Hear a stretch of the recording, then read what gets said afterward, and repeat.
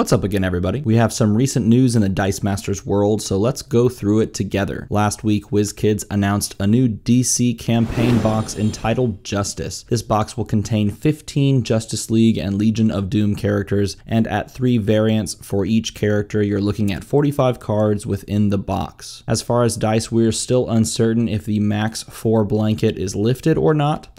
And if you want my opinion, I'd wager that they play around with that number and include some max 2s or max 3s to add some variety to team building. The campaign box will retail for $39.99, as will all of the upcoming campaign boxes. Alongside the Justice campaign box, we will be seeing 2 team packs released, Doom Patrol and Mystics. Each team pack contains 8 characters or action, and at 3 variants apiece, you're looking at 24 total cards, and each character will come with 2 dice, meaning that if you want to reach the max 4 dice limit for a character, again assuming that they keep that max 4 across the board, you'll have to buy 2 of these. That being said, in the past there really haven't been team pack cards that require a max 4 that really ask for you to bring 4 dice, outside of Wong maybe.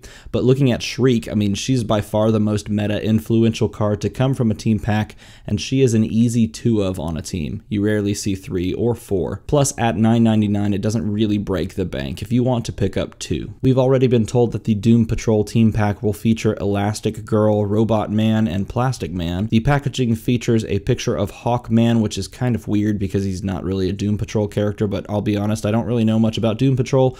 I looked it up, I didn't see anything connecting Hawkman to Doom Patrol, but there he is, so we can expect him. We can expect a Negative Man. He is part of the Doom Patrol, kind of a big deal, so we can assume he's in there somewhere. That leaves potentially 3 characters or action unknown, unless I missed something somewhere. Leave a comment as to what you think will make it into the team pack on those last 3 slots, or what you'd like to see. If you know more about the Doom Patrol than anybody else, let me know in the comments below what you expect will pop up in that pack. The Mystics team pack has been reported to contain Shazam, Captain Marvel, Mandy Marvel, and Black Adam.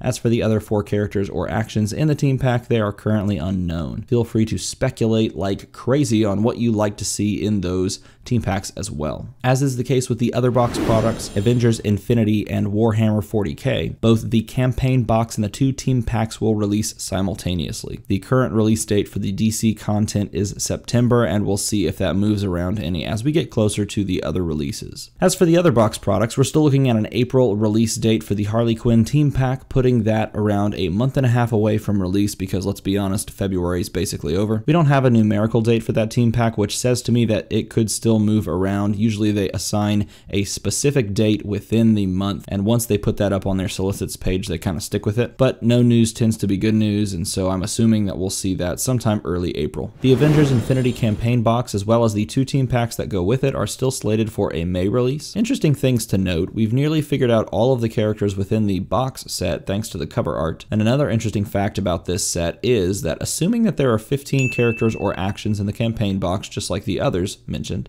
and 8 characters or action within both of the team packs, we can then extrapolate that there are 31 Avengers Infinity characters or actions, and a normal Gravity Feed set contains 40 characters or actions. So when this set made the transition from Gravity Feed to box format, the makers had to cut 9 characters or actions from the set. Now, understanding that if I were a game creator, I would try to cut the least amount of content from my set and use as much of the content that I've already put the time and money into creating. So what are some cards that would be first in consideration for my chopping block? Well, the super rares. Obviously, because you're switching to a box format, none of these are actually super rares, so they're easily cut. And normally 4 of your super rares have other rarity cards tied into the character, you know, like common, uncommon versions, but 4 of them are usually unique, like What Ifs, Earth X's, Black Lanterns, White Lanterns, those sorts of cards.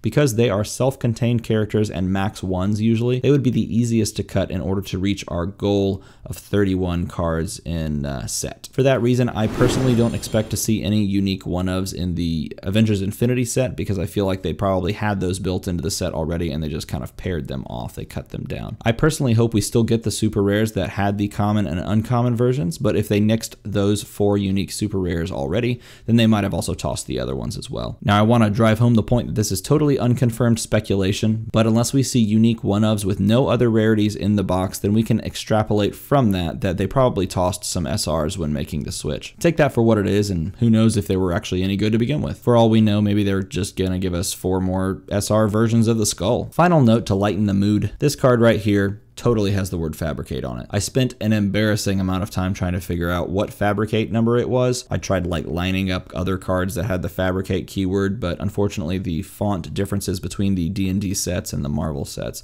is just a little weird enough that only the fab part really kind of lines up with everything else. You can't really tell if it's a Fabricate 2.4 or Fabricate 2.5. Still, it's cool that we're getting Fabricate within the Marvel and DC kind of just comic book universe. Back to release dates, the Warhammer 40k box is still due out in July, and WizKids actually revealed a card at the New York Toy Fair. Primaris Inceptor Meteoric Descent is a 3-cost fist character with an 022 level 1, a misprinted level 2 side, or maybe a misprinted level 1 side, who knows, and a 133 on top. Either we're going to see that the level 2 side becomes like a 2-3 or a 3-2, or we see the level 1 side drop a point somewhere on either the attack or defense. We see 2 affiliations. One of them is the Imperium of Man symbol, and the other one is the Ultramarine symbol. I find these both very interesting because the Ultramarine symbol kind of tells us that there are going to be some very specific affiliations involved, which can kind of play against each other. That totally makes sense because 40k has a ton of lore and a ton of factions. Why not tap into those? You could get some really cool counterplay between the affiliations, even if they are all sort of affiliated in, like, for example,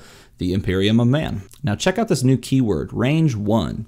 The italicized text describes the range ability, a new ability to this game, and it says, when this character attacks, all active characters with range deal damage equal to their range value to target opposing character die. This is a super cool ability that plays similarly to the current super rare Yuan-Ti Pureblood whenever you buy an action with her, but rather than triggering all of the active attune keywords by buying an action, when Inceptor attacks, he triggers all of the range keywords on the table, both friendly and opposing. Inceptor will ping something for 1, and if your opponent has a range character, then they will ping for whatever their range is. I assume we're going to see stuff like range 2 or range 3, and if so, then we're going to get some really interesting, cool board states created from this. Like maybe I don't attack because my opponent has less characters, but has a character with like range 2 that can KO whenever I trigger it because range triggers everything. So you have this really cool standoff stalemate just because you have a character with a good range ability that your opponent doesn't want to trigger themselves. Stuff like that. I'm really interested in seeing more keywords from this set. If we get any more than this, I'm assuming we're probably getting at least one more keyword because they come in 2s usually. So keep your eyes out for any spoilers, shoot them my way if you see any, and that comes out in July. So with the addition of the Justice campaign box, we have a nice full slate of box content for the foreseeable future up until September. With no announcements regarding gravity feed content, it's easy to think that this game is now a full-blown LCG, but not so fast.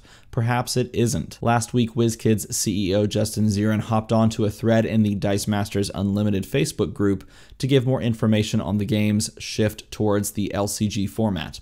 Here is his comment. Long story short, we have not ruled out the blind random draft packs. However, collectible games across the industry are under tremendous pressure from box games, and we believe the best way to ensure our wonderful game has a wider audience is to move to a product configuration that is a bit more accessible. Collectible games come with a very high barrier to entry, cost to play kind of thing. The game is still vibrant, profitable, and a joy to work on. That being said, many of you have observed the playstyle of the game has moved from store to the home. Our sales are strong, but event turnout is pocketed. As with any change, we expect some people to be upset and others will be overjoyed, and some new folks will join the community. We hope those of you that love the blind purchase collectible games will stick with us. As I said above, nothing has been taken off the table, but we also haven't addressed how to mix the models in a way that isn't confusing or alienating. Things of note: WizKids still has blind product in mind, though they have not formulated how they plan to incorporate that into their new model. To those that think the switch to LCG signals the death of the game for some reason, the WizKids CEO says otherwise. The fact that the game is still profitable and that they are announcing new product through the rest of the year counters the thought that the game could be dead. Here's another interesting comment from Zirin.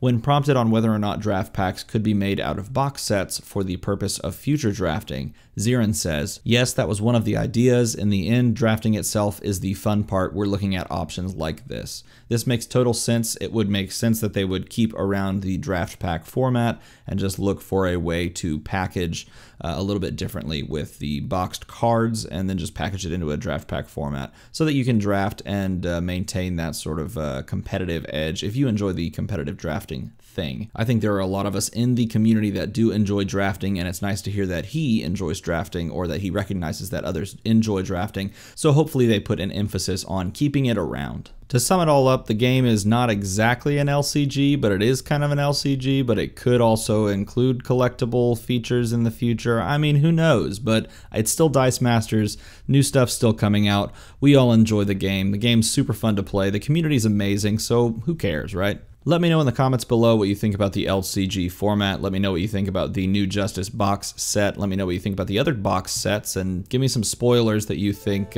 might pop up, some guesses, and some predictions that you think we may find in these new box sets. As always, everybody, thanks for watching.